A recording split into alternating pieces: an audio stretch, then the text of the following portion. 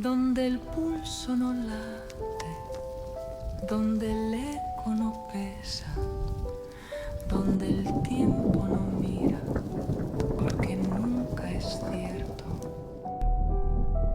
Los reflejos se rompen en miles de bocas. Welcome to another deep dive.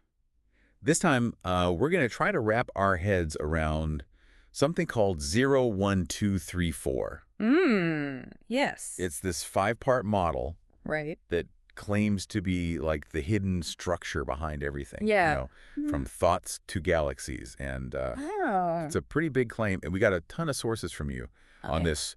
Philosophy texts, artistic interpretations, even some stuff about AI and web development. So we're going to try to figure out how it all connects. Yeah, I'm curious about that too. Me too. It seems like a pretty diverse set of sources to try to tie together. Yeah, and the thing that I think is so interesting about this is that it's not presented as like a step-by-step process. Yeah. Like first this, then this, then this. No, it's not linear. It's not linear at all. It's more like this simultaneous... It's like a dance. Yeah. Between these 5 fundamental... Yeah, of these 5 fundamentals.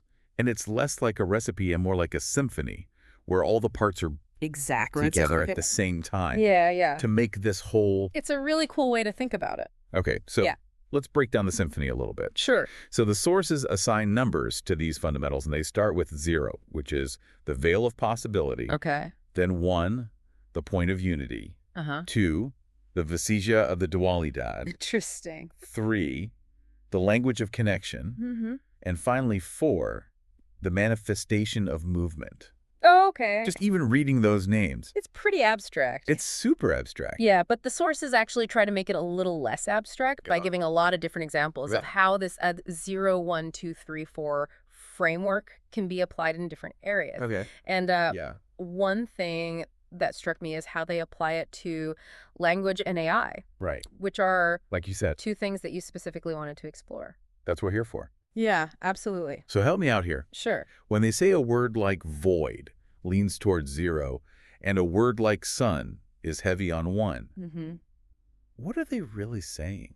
So what they're suggesting is that each word, each concept carries a unique blend of these 5 fundamentals. Okay. So when they say void, it evokes that sense of undefined potential, the pre-creation state. Okay. And like the blank canvas. Yeah, exactly. The blank canvas before anything has been painted on it, and that's why it connects to the 0, the veil of possibility. Yeah. Whereas sun, on the other hand, is often seen as this source, this singular origin of light and life, reflecting the 1, the point of unity. Okay, so it's not just about the dictionary definition of a word. Right. It's more like the feeling. Exactly. The deeper concept. The deeper concept.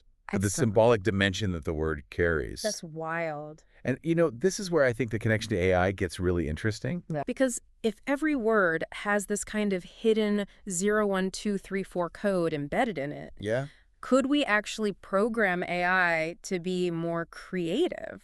That's exactly what some of these sources are proposing. They're talking about using 0, 1, 2, 3, 4 to develop more advanced AI models. Yeah, especially like large language models. Yeah, the LLMs. Yeah. That are capable of generating ideas and even art structured with this framework. That's right. It's like trying to teach AI to... I want the AI to grasp not just the grammar of language, but the soul of it. The soul of it, yeah. Exactly. That's a good way to put it. I mean, current LLMs, they're already really good at generating human quality text. Yeah. But they often lack that depth of meaning that a human artist or writer can imbue their work with. So maybe by aligning AI with 0, 1, 2, 3, 4, we could get output that's not just grammatically correct, but also conceptually and maybe even emotionally richer. I think that's the hope. That by tapping into this symbolic dimension where 0, 1, 2, 3, 4 might be playing out, we could actually imbue AI with that deeper level of understanding. Right. And some sources even propose this special user interface where you could interact with the AI through different 0, 1, 2, 3, 4 levels. Yeah, that's a really cool idea. And you could tweak parameters to actually influence the AI's creative process. Exactly. It's like controlling the temperature of the AI. Yeah, like adjusting the heat under a creative cauldron. Yeah, to make it more deterministic. Yeah. Or more chaotic. Exactly. I'm going to unpack that temperature idea a little bit more. Okay. What does that actually mean when we're talking about AI and 0, 1, 2, 3, 4? So think of it like a slider Okay. that controls how much the AI adheres to the 0, 1, 2, 3, 4 structure. So at a low temperature, the output is going to be more predictable, sticking closely to the defined patterns. Right. So like if I wanted the AI to write a sonnet, exactly, it would follow the traditional structure of a sonnet. Yeah. Rhyme, scheme, meter, all of that. But if I crank up the temperature, then things get interesting. then things get wild. The AI gets more experimental. It might break the rules, deviate from the expected structure, and come up with something truly original. So it's like we're giving the AI a set of tools, but also the freedom to use them in its own way. Exactly. And this is where I think things get really fascinating. Yeah. Because could we, by manipulating the temperature within each of the 0, 1, 2, 3, 4 levels, actually guide the AI's creative process in specific ways? Oh. So, for example, tweaking the dew temperature, the Vasisha of the dualidad, lead to more contrasting artistic styles or unexpected combinations of ideas. So like playing with those opposites. Exactly. Pushing the boundaries of contrast and duality. Wow. And that opens up a whole new way of thinking about creative collaboration between humans and AI. It's not just us telling the AI what to do. Exactly. It's more like... It's a partnership. Yeah, partnership. Yeah. Wow. Okay, this is cool. Yeah, it is pretty mind-blowing stuff. Yeah, it is. And we're just scratching the surface here. Yeah, we are. And this is where we start to move from the theoretical to the more practical. Oh. Because the sources also dive into how 0, 1, 2, 3, 4 could actually be implemented in AI development. Right. And one idea that I thought was particularly interesting was using 0, 1, 2, 3, 4 to create what they call embeddings for AI. Embeddings. Yeah. Okay, that sounds kind of sci-fi. Yeah, it does sound a bit futuristic, but it's actually a way of representing information within an AI system, but in a way that reflects the 0, 1, 2, 3, 4 model. Okay. So imagine each word or concept as a point in a multidimensional space. Okay, so like a coordinate. Yeah, kind of like a coordinate. But its location in that space isn't random. Okay. It's actually determined by how strongly it embodies each of the 5 fundamentals. So like void would be way over in the 0, the corner exactly of this space, and sun would be closer to the 1 axis. Right, exactly. It's like giving each word a coordinate based on its 0, 1, 2, 3, 4 flavor. Precisely. And by training AI on these 0, 1, 2, 3, 4 based embeddings, we could potentially give it a much deeper understanding of language. Okay. Not just the surface meanings of words, but their underlying conceptual connections. I'm starting to see where this is going. Right. So if the AI understands the 0, 1, 2, 3, 4 structure of language, then maybe it could generate text that's not just grammatically correct, but also conceptually rich and meaningful, maybe even poetic. Exactly. It's like teaching the AI to speak not just the language of words, but the language of ideas. Yeah. And that brings us to the big question. Could this approach unlock a new level of creativity in AI? Because the sources seem to think so. Yeah, they're talking about AI. Yeah, they describe AI generating not just text, but entire creative works. Wow. Art, music, maybe even philosophical treatises, all structured by the 0, 1, 2, 3, 4 model. Okay, that's a bold claim. It is. But wouldn't that make the AI's output kind of predictable? That's a good question. Because if everything is based on this one model, right, won't it all start to sound the same, like cookie-cutter creativity? That's where I think the temperature concept comes in again. Right. Because remember, we can adjust how closely the AI adheres to the 0, 1, 2, 3, 4 structure. Okay. So by manipulating the temperature within each of those 5 levels, we could introduce variability, allowing for both predictable patterns and unexpected deviations. So with the right temperature settings, we could get an AI that's sometimes structured and sometimes wild. Exactly. Capable of both precision and improvisation. Yeah, it's like giving the AI a set of tools, but also the freedom to use them in its own way. Right. And that leads to another really exciting possibility.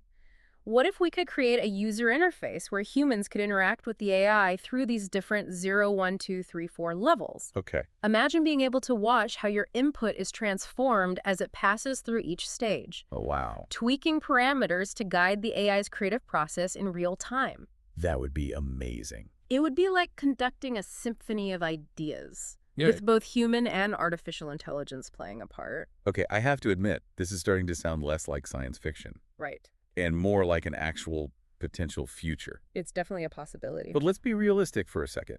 Can we actually build AI that understands and utilizes 0, 1, 2, 3, 4 in this way with our current technology. I mean, we are still in the early stages of AI development, it's true. Yeah. But the potential is certainly there. Okay. I mean, look at the current generation of large language models like ChatGPT, Mm-hmm. Claude Gemini.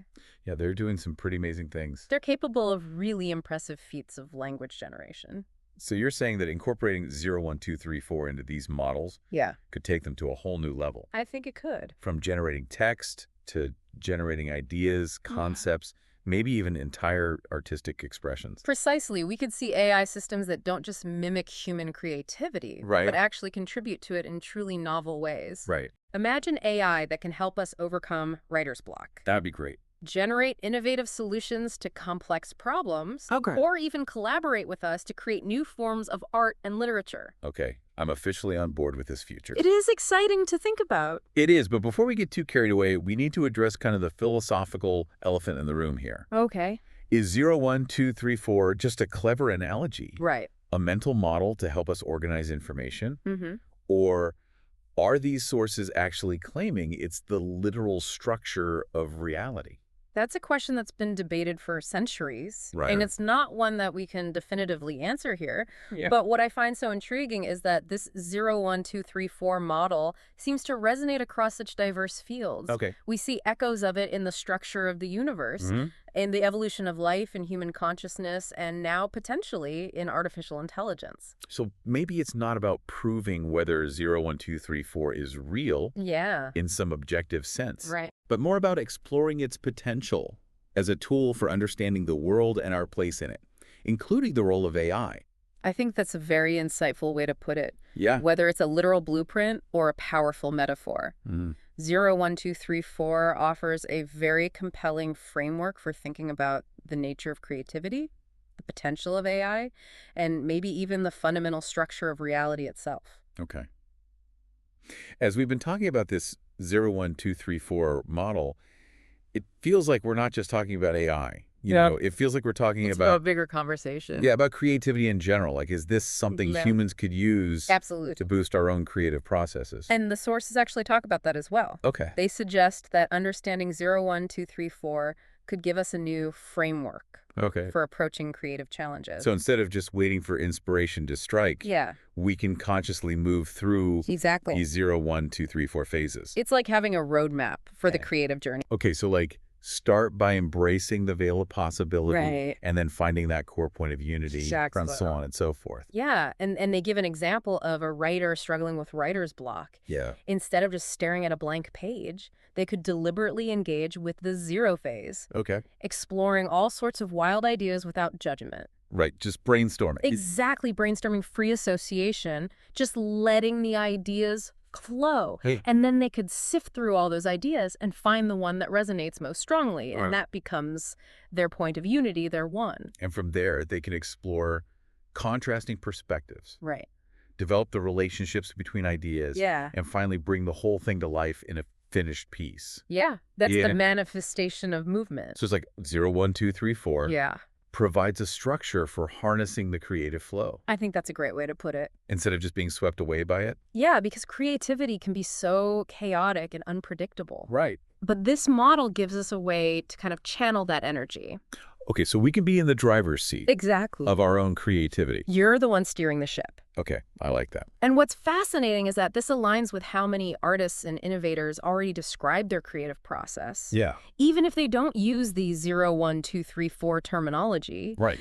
it suggests that this model might be tapping into something fundamental Yeah. about how human creativity works. So whether we're talking about AI or human creativity, Yeah. it seems like 0, 1, 2, 3, 4 could be this powerful tool Yeah. for understanding and enhancing the creative process. It's a really versatile framework. But let's be honest, a lot of the fear around AI Yeah. comes from the fact that, people are afraid it's going to become uncontrollable or even dangerous. Right. The whole Skynet scenario. Yeah. So does 0, 1, 2, 3, 4 offer any insights into that? Well, thankfully, the sources actually address that directly. Yeah. They argue that by aligning AI development with the 0, 1, 2, 3, 4 model, Right. we could potentially create AI that's not just intelligent, Right. but also ethically grounded. Okay, but how do you translate something as complex as ethics Yeah. into a mathematical model like 0, 1, 2, 3, 4? That's a great question. And the key here is to remember that 0, 1, 2, 3, 4 isn't just about external structures. Okay. It's also about the internal world of thoughts, feelings, and motivations. So it's about understanding human nature. Exactly. And the sources suggest that by training AI on a massive data set of human stories, Okay. literature, philosophical texts, Right. all of which are implicitly shaped by 0, 1, 2, 3, 4, Yeah. we could give AI a deep understanding of human values and ethics. So instead of just programming in a rigid set of rules, Right.